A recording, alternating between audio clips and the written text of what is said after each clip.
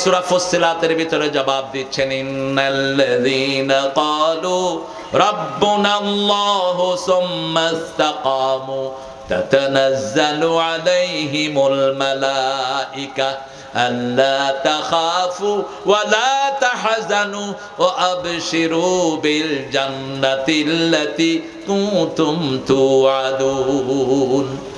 আমাকে যারা রব মানবে, এটার উপরে যারা থাকবে, যেমন এটার উপরে ছিল একটা ছেলে নাম দেলোয়ার, তাকে যখন নিয়ে যাওয়া হলো, সারা শরীরে পিটানো হলো, পেশাবের দরজা দিয়ে শিক ভরে দেয়া হলো, অজ্ঞান হয়ে গেল মাত্র 3 মাসের জন্য।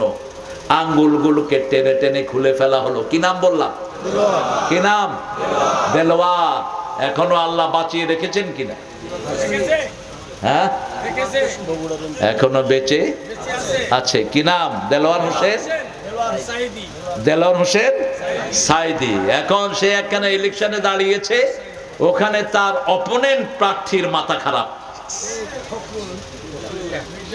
হে আর চোখে ঘুম নাই তার। একবার কয় ইসলামে রাজনীতি নেই, আরেকবার কয় আমরা শরিয়া টরিয়া কিছু মানি না, আবার কয় 5ই আগস্টের আন্দোলনের সাথে আমাদের কোনো সম্পর্ক নাই।